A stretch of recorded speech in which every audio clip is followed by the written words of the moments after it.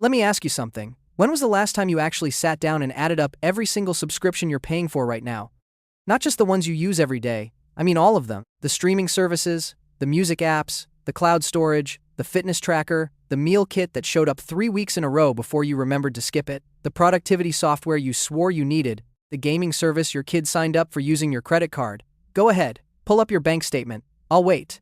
Because here's what happens every single time someone actually does this exercise. They find subscriptions they forgot existed. They find free trials that quietly converted into paid plans months ago. They find charges from services they were absolutely certain they canceled. And when they finally add it all up, the number is almost always double what they expected. The average American is now spending somewhere between $150 and $220 per month on subscriptions, depending on which survey you believe. That's up to $2,640 a year. Not on rent, not on groceries, on permission slips to access things that, in many cases, they used to own outright. And the truly wild part? Almost half of that money is going to subscriptions people don't even actively use. They're paying monthly fees for apps they open once a quarter, streaming services they haven't watched in months, and software they forgot they had. It's the financial equivalent of leaving every faucet in your house running and wondering why your water bill is insane. Welcome to the subscription economy, the single most effective wealth extraction system ever designed for the average consumer. And it's only getting bigger. The global subscription economy hit $556 billion in 2025 and is projected to blow past $1.5 trillion by 2033. Subscription revenue has surged 437% over the past decade, outpacing the S&P 500 by a factor of nearly 5. Let me say that again. Companies charging you monthly for stuff are growing 5 times faster than the stock market. That should terrify you, because that growth is coming directly out of your wallet. Now, before we go any further, let me be clear. I'm not saying every subscription is a scam. Some genuinely make sense. But what's happened over the last decade is that corporations have figured out that the subscription model isn't just a pricing strategy, it's a psychological weapon. And understanding how it works is the difference between being a smart consumer and being someone who's slowly bleeding money every month without even noticing. Let's start with how we got here, because it didn't happen overnight. Remember when you used to buy software? Like, actually buy it? You'd walk into a store, pick up a box with a disk inside, install it on your computer, and it was yours. Forever. Microsoft Office used to cost around $150 as a one-time purchase. Adobe Creative Suite was expensive. Sure, somewhere around $1,300 for the full package, but once you bought it, you owned it. You could use Photoshop for the next 10 years if you wanted to, and nobody could take it away from you. Then something shifted. Adobe moved to Creative Cloud in 2013 and killed the one-time purchase entirely. Now you pay $55 a month, or about $660 a year, for access to the same software. Over 5 years, that's $3,300. Over 10 years, $6,600. And the moment you stop paying, everything goes dark. Your software, your workflow, your access to your own projects, gone. You don't own anything. You're renting tools that you need to do your job, and the landlord can raise the rent whenever they feel like it. Microsoft followed the same playbook. Sure, you can still technically buy Office as a one-time purchase for $150 to $250, but they've made the subscription version, Microsoft 365, at $70 a year, the default option. They've loaded it up with cloud features and AI tools that you can only get through the subscription.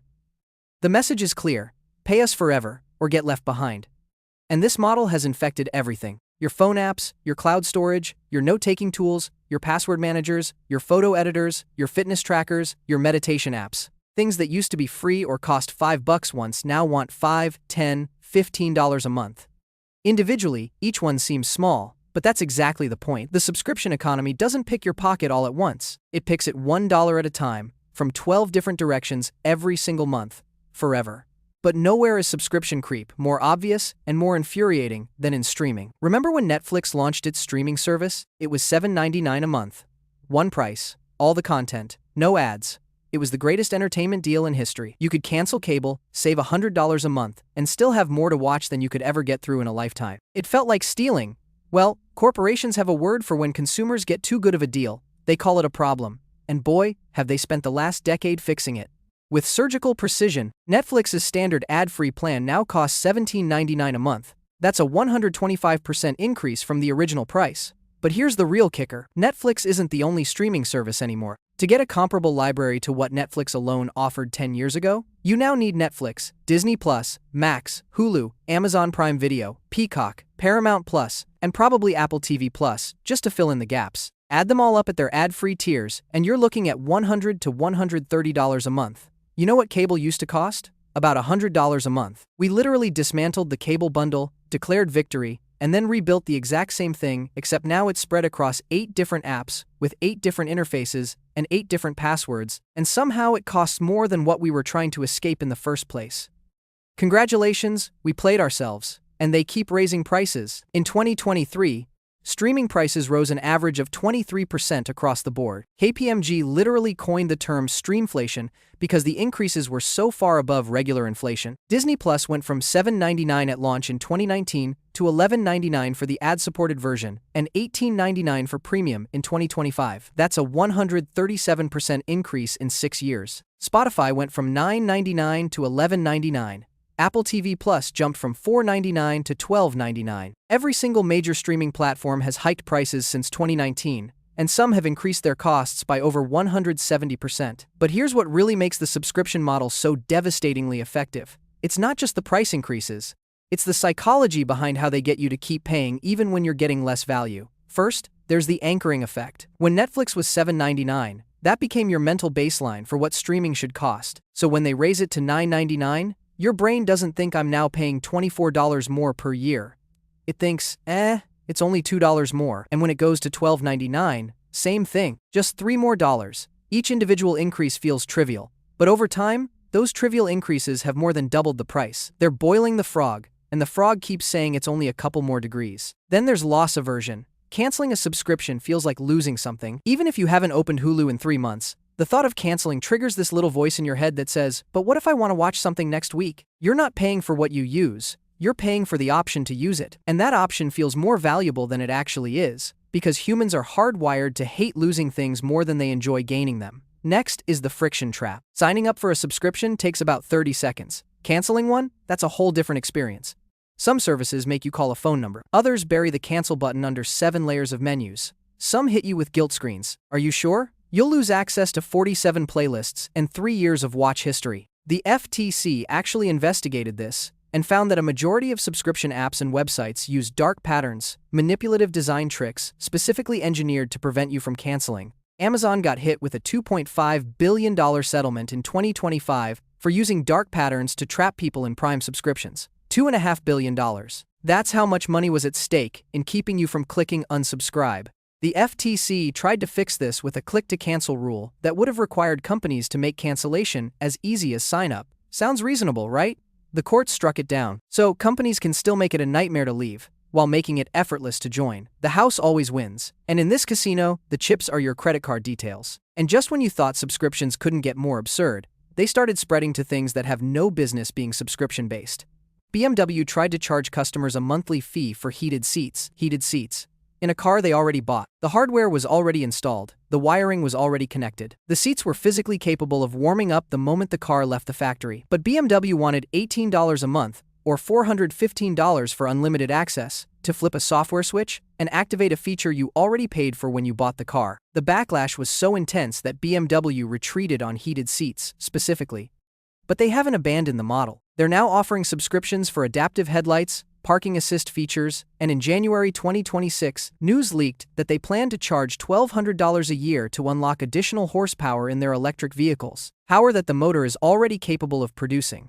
They literally built the car, limited it with software, and then want to charge you annually to remove the limitation they created. This is the subscription economy's endgame. It's not just about charging you for services anymore, it's about charging you for things you already own.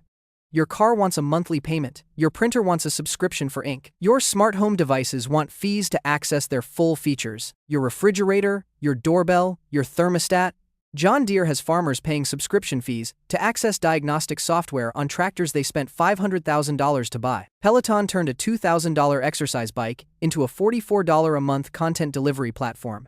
And if you stop paying, your $2,000 bike becomes a very expensive coat rack. Everything is becoming a platform for recurring revenue extraction, and you're the revenue. 98% of consumers now subscribe to at least one streaming service. Millennials maintain an average of 17 media subscriptions each. 17. And 41% of all consumers say they experience subscription fatigue, that overwhelming feeling that you're drowning in monthly charges but can't figure out which ones to cut because they all feel essential. Here's the thing that should make you angry though. The subscription model doesn't just cost you the monthly fee, it costs you ownership. When you bought a DVD, it was yours. When you bought software on a disc, it was yours. When you bought a car with heated seats, those seats worked whether you were current on some monthly payment or not. The subscription economy has systematically replaced ownership with access, and access can be revoked, repriced, or degraded at any time, for any reason, without your consent. Netflix can remove your favorite show tomorrow. Spotify can change its algorithm so your playlists sound different. Adobe can raise prices 20%, and your only options are to pay more or lose access to your own creative workflow. You have no leverage. You have no ownership. You have a monthly bill and a terms of service agreement that the company can change whenever it wants. And the math of what this costs you over a lifetime is genuinely disturbing. Let's say you're spending a conservative $150 a month on subscriptions. That's $1,800 a year. Over 30 years, that's $54,000 in raw spending. But if you invested even half of that, $75 a month, into a simple index fund returning 8% annually, you'd have over $110,000 after 30 years. You're not just spending money on subscriptions. You're sacrificing 6 figures of potential wealth for the privilege of renting access to things that keep getting more expensive and less valuable. Think about that the next time a streaming service hits you with a just $2 more per month email like it's no big deal. So what do you actually do about it? Because the subscription economy isn't going away. If anything, it's accelerating. But that doesn't mean you have to be a passive victim of it. Step 1. Do the audit. Right now, pull up your bank and credit card statements from the last 3 months. Every recurring charge gets written down. No exceptions. You will find charges you forgot about. That's the point. The average household went from 4.1 paid subscriptions in 2024 to 2.8 in 2025. People are waking up and actively trimming. Join them. Step 2. Apply the 48-hour test. For every subscription on your list, ask yourself, if this disappeared tomorrow, would I actively go resubscribe within 48 hours? If the answer is no, cancel it today, not next month, today. Because I'll cancel it later is the subscription economy's most profitable lie. Step 3. Rotate instead of stack. You don't need Netflix, Hulu, Max, and Disney Plus running simultaneously 12 months a year. Subscribe to one for a month, binge what you want, cancel, move to the next one. Most streaming services let you rejoin instantly. There's no penalty for taking a break. The only people who lose in the rotation strategy are the companies charging you for content you're not watching. Step 4. Reclaim ownership where you can. Buy the album instead of streaming it. Purchase the software outright when a one-time option exists. Download and store your important files locally instead of relying entirely on cloud storage that costs $10 a month. Every piece of digital ownership you reclaim is one less monthly payment that can be raised without your permission. Step 5. Set a subscription budget. Decide on a hard monthly cap, say $50 or $75, and treat it like any other budget category. When a new subscription wants in, something else has to go. This forces you to evaluate actual value instead of just saying yes to everything that offers a free trial. And step 6. Be ruthless about free trials. Set a calendar reminder for 2 days before every free trial expires, not the day of, 2 days before. Because companies are counting on you forgetting, and most free trials auto-convert to paid plans at the highest available tier. Nearly half of people surveyed say they've been charged for a subscription they thought was still in its free trial period. That's not an accident. That's a business model. The subscription economy is designed to feel painless. $5 here, $10 there, nothing that would make you flinch on any individual charge. But painless doesn't mean free. Those charges add up to thousands of dollars a year, tens of thousands over a decade, and 6 figures over a lifetime. That's not a convenience fee. That's a wealth transfer. From your bank account to corporate balance sheets, one small charge at a time. The companies building the subscription economy are not confused about what they're doing. They've spent billions researching exactly how to price, package, and present these charges so that you keep paying without questioning the value. The least you can do is spend 20 minutes actually looking at where your money goes each month. Because here's the uncomfortable truth. Nobody is going to protect your money for you. The FTC tried, and the courts shot it down. Consumer advocates keep sounding the alarm, and subscription revenue keeps climbing. The only person who can stop the bleeding is you.